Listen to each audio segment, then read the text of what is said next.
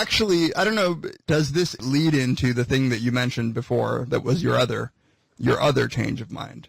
Well, the other thing I just stumbled into on my own podcast talking to Paul Bloom, one of us asked the other what ethical lapses we as a generation are guilty of that our descendants would view with just horror, analogous to the way we view the slaveholders of the past. You look at someone like Thomas Jefferson, obviously a smart, ethical person, but he couldn't understand really that slavery was an abomination. So in what sense are we just as blind, morally speaking? And on our short list on both of our lists was the horrors of factory farming. I mean, it's obvious that if you look at the details there, that's just morally indefensible, and I would want no part of it. And yet I seem content because I eat meat to delegate this slaughter and all of its attendant miseries to other people. And so we just sort of started talking about that, and then I more or less found myself performing an intervention on both of us, kind of challenging us to defend our practice of eating meat, and finding that I couldn't, and Paul also conceded that he couldn't. I've decided to become a vegetarian and perhaps a vegan. I'm now getting, as you might expect, inundated with information from vegans and vegetarians, which I actually solicited. And I had been a vegetarian earlier in life and found that I got anemic, and I was not a especially smart vegetarian, but I just eating more or less whatever I felt like, and it didn't totally work out. I did that for about 6 years, but that was like 20 years ago, and so now I'm trying again, and it is. I mean, it's interesting to me. Can I just ask a clarificatory question? Because I agree 100% that we are going to look back at factory farms like we look back on anything, like as bad as anything that we've done as a species. What about that sort of? This is where I landed when I changed my mind. Is local free-range meats, free-range eggs, free-range cheese, all the free-range milk. Because there I don't see as much of an ethical problem. I was just in Romania with my brother, and we were in these small villages in northern Romania and northern Transylvania. And, there are these cows that are just wandering through the towns. They're in the pastures, then they go down to the creek and get water. And then you have their milk in the morning, or you have, or maybe you eat one of them after they've been slaughtered. But, they seem like they have a great life that they wouldn't otherwise have had if it weren't for the fact that there were meat eaters and milk drinkers and egg eaters and so forth. Well, what do you think about that as a compromise? The one reason why that doesn't work for me, let's leave aside dairy and eggs, because I think there is certainly some ethical version of that's at least conceivable, though many vegans would dispute that. So you just conjure the happiest cow in the world and, put it close to me. It's at the restaurant down the street. That cow. And this cow, it had a better life than zero. It was good that it existed, and now it's going to be killed. So that separates out the misery imposed on the animals in factory farming from their death. I think the fact of their death is, as you suggested, the least problematic part. And if they have happy lives until the moment of death, well, then that's a net good. Everybody's got to die, but my issue ethically, and this may just be more personal to me than it may not be truly generalizable, I just feel that if you told me that happy cow was down the street and, lunch arrives and I have to decide what to eat, given that I have other sources of protein, I would not feel good killing that cow to get a hamburger. And I would never feel good killing that cow to get a hamburger, and therefore delegating the killing of that cow to somebody doesn't seem ethical. I see, because you wouldn't want to kill it. And there's no way. Having somebody else do your dirty work. Yeah, and this is separable from. There is dirty work that I don't want to do, that I see no ethical problem with. I mean, I don't want to, clean cesspools. I mean, there's things where the details are, would be hard for me to stomach, but I recognize that these are totally necessary jobs. But this is not one of them. This is, if in the presence of that cow, given the stun gun or whatever the most compassionate instrument of death is, I would not want to do it. I would feel terrible that my preference for a hamburger over a veggie burger or whatever it is was so strong and ineluctable that I would go into the backyard and kill this animal or have someone else do it for me. Just imagine doing that in front of your kids. Just the whole thing intuitively, viscerally, just seems indefensible to me, and it's increasingly. I mean, it is species dependent. I think it's less defensible in the presence of in the case of a pig than in the case of a fish, certainly. And it's contingent, and it really is contingent upon our non-need for that source of protein. I was raised vegetarian. I never ate meat. I wear leather though, and so I lot worry. of leather. Just chaps. but I save on the ass part because I never have the leather cover that. So what I don't get. So I'm with you. I've given Tamler shit about this a little bit, but I want to give Paul a bit of shit about this because he just straight up suffers from weakness of will, right? Like he is, for someone who with me in print has championed the ability of reason to overcome sort of these emotional weaknesses. He seems pretty convinced, but just doesn't act. Yeah. I think that's pretty common. It's rare to find people that think, oh yeah, no, factory farms are fine. Paul, I think Paul is convinced by more. Embarrassed to thinking that it's an atrocity, and then it's just a question of that other step of, well, because there are ways you can rationalize to yourself, well, look, it's not like me not eating that hamburger is going to save the life of a cow, or even me not eating hamburgers, period, is going to save the life of a single cow or make the life of a cow better. But I'm making a specific point about Paul. I believe that Paul doesn't rationalize, and I believe that Paul is convinced. I mean, I don't think Yeah. Listen to my podcast with him. He's just as troubled by this as I am. He has a problem when he's one of the few scientists on Earth who knows what the word acrasia means. He's walking around talking about acrasia, so he knows he has a problem. He's just a craddock. He's just. What can help with that is a little empathy. A little empathy, if only Paul. I mean, presumably though, the empathic response is one of the things that's preventing you from wanting to kill a cow, and maybe even from wanting to pay someone to kill the cow. Right. I like the idea of being RICO prosecuted for eating a burger.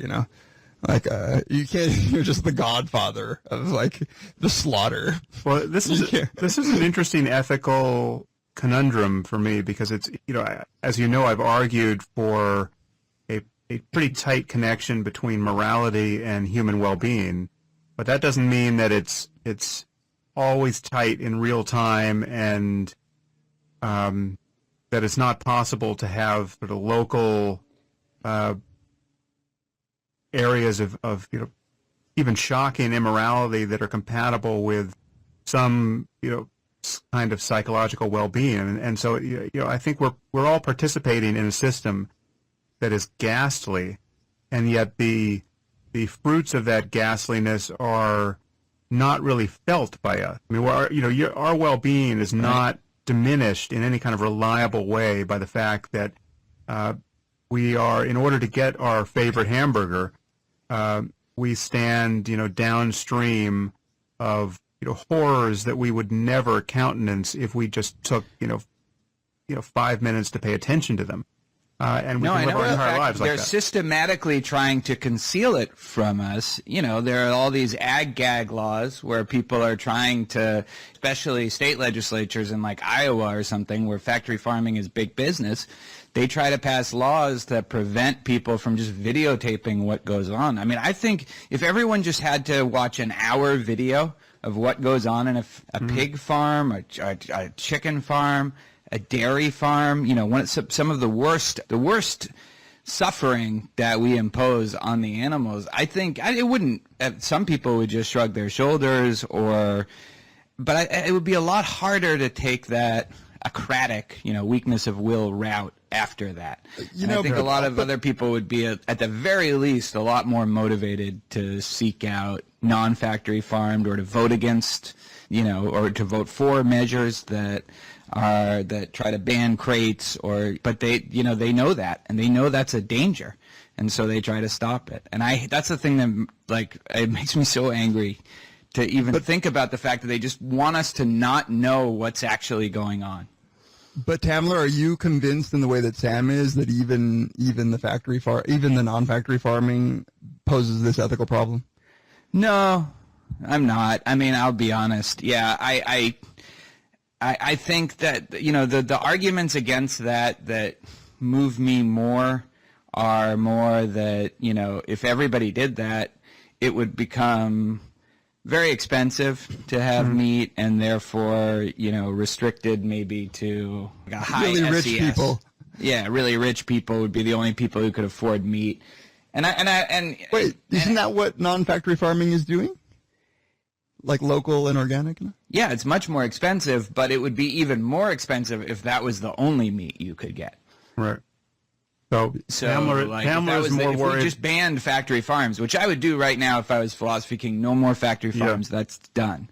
Now the price of meat goes way, way, way up to a point where, you know, I doubt I could afford it anymore, or certainly not. Yeah. Is this a pre-commitment device to not eat the meat because it's unethical? I don't get the sort of conclusion. No. Tamler is more worried about checking his privilege than standing knee deep in gore for every meal he has to kill a happy cow for. Well, look, that cow, I mean, you're right that I wouldn't want to do it, and that's a kind of squeamishness, but I have no ethical problem with being on a farm, raising a bunch of happy animals that never would have lived, and then, you know, a lot of these farmers, they don't love doing it, but it's just part of the life, and they do it. But then why not do that with your pets? I mean, so it's like these animals. Because we don't want to eat our pets. No, but I don't have a huge ethical problem with doing it with the slicing pets. your dog. And believe me, I love my dogs in very problematic ways, like other ethically problematic ways. But like, yeah, I you know. But wait a minute. If you give an animal a good life. Think of your dogs for a second. Like, I don't have a problem with anybody doing that with me. If somebody wants to kill me now in 10 years. All right, but you hate the thought of dogs, like dog fighting. I mean, this is just abhorrent to you. Yeah. Like in a way that, like, absolutely. That I don't think they have inconsistent. good lives, though. Okay. Yeah, but your argument isn't that, like, at the very end of their lives you put them in a dog fight. So I have a friend who follow this line of thinking, because this seems compatible with what you just said. I have a friend who he's actually not a philosopher, but he's very philosophical, and he once asked, you know, why would it be unethical if I'd like a dog, but I travel a lot and I don't want to have to deal with, you know, a house sitter or you know, I just don't want to have to deal with you boarding it, the expense, but I love dogs, and so why can't I go to a shelter and get a dog and take care of it, and then every time I need to leave for a trip, just return it to the shelter to presumably be killed if it doesn't get adopted. Lease rather than own the dog. Exactly. Right. And just keep doing that.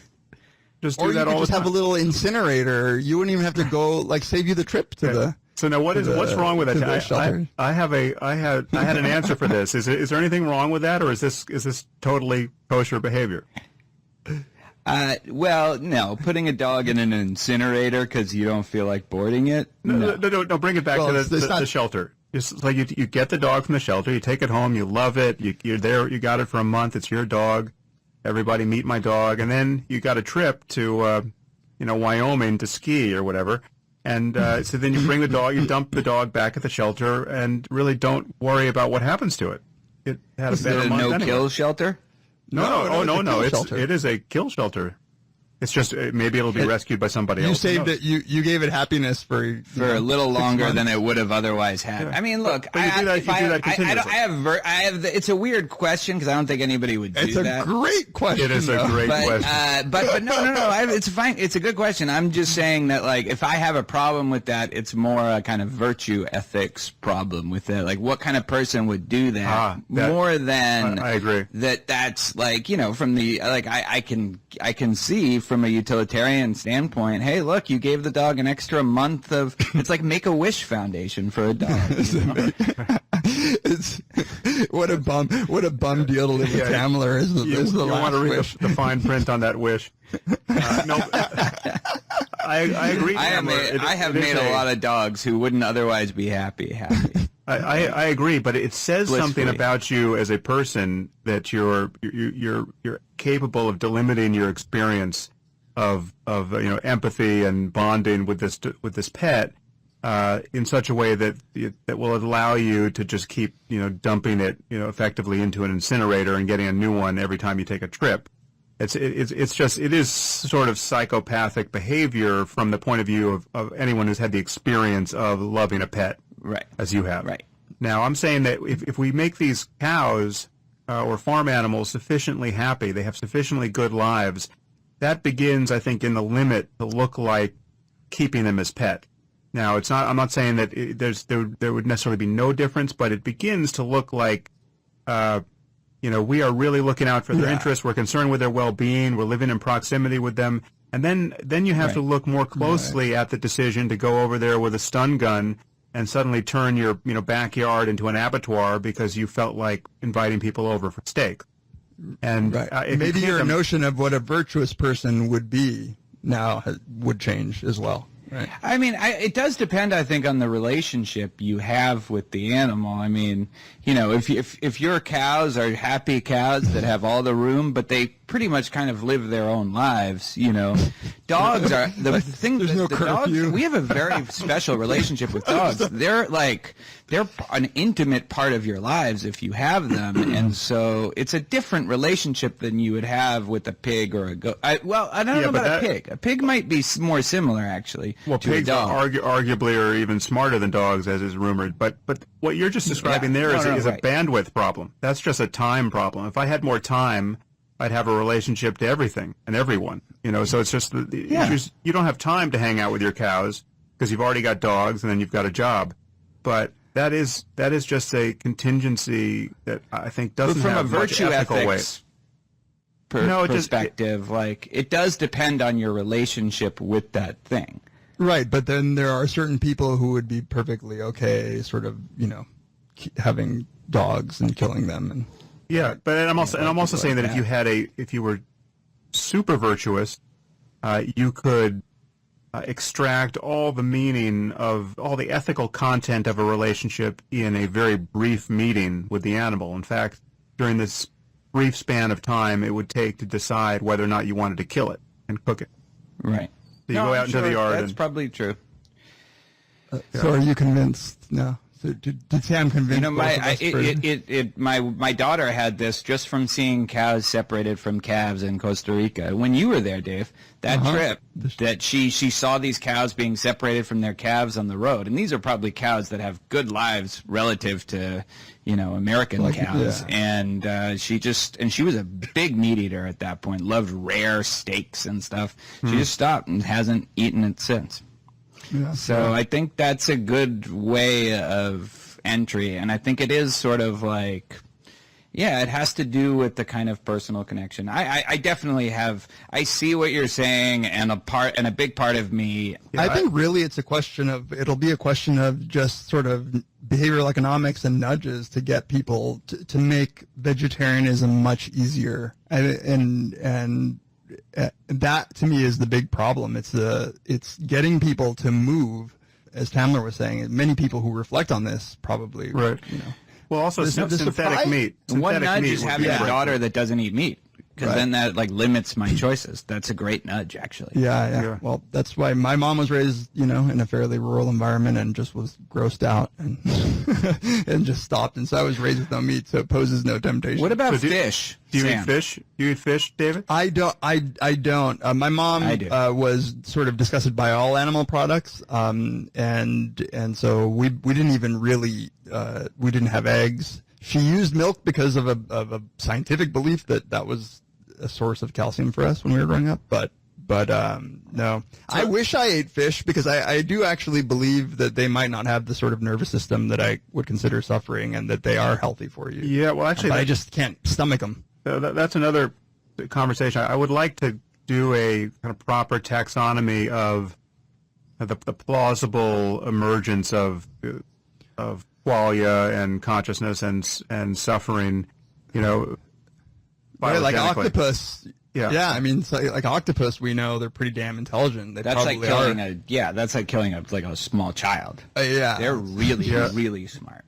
So that would be interesting to just, I don't know if Peter Singer has done this or anyone has focused on this, but just to look in a kind of comparative neuroanatomical way across all the species and intelligently assess, what is the worst sort of animal to farm and mistreat and just kind of go because there are people I hear now from people who call themselves bivalve vegans. They eat clams and scallops and oysters because they think Right. there's no possibility of consciousness there, which you certainly could make that argument. Right. I've heard that about oysters, and thank Yeah. God for clams. But From as Boston, I was like me, you love steamed clams. as I was listening to to Tamler, to your offering sort of the reasons why it's okay if they're happy cows, and this isn't to give you shit, is actually just I was imagining the very advanced computers who could just take your transcript and repeat it back to you when they were telling you why they were about to kill you. I'd be like, that's fine, but that's what I'm saying. I think that's totally fine. Like, hey, you gave me this life. I'm happy. You want to end it a little earlier? I have a bald spot. Fuck it. At least I had a good run. There's Propecia. The alopecia argument for the utility monster. He's ready to give up. Yes. It's like My life you're is gonna not find worth- a tribe where when you start balding, they just take you up to the mountains. Like, you start. Clearly, my life is no longer worth living. All right. Well, Sam, Did Thank we you cover very it? much, Sam. Yeah. I think we covered it. We'll enjoy veggie burgers on at the dawn of the singularity together. When we, and we can. Can you have a steak at least on that day when they've decided Yes. the hell with When it? we When they're ourselves are about to being cook you. turned into soylent Yeah. for the machines. When they feed us like that Twilight Zone episode, like How to Cook Humans. Right. To serve They're man. just feeding us beef. Thanks, Thank Sam. you so much, Thanks, Sam. guys. A pleasure as always. Hello there.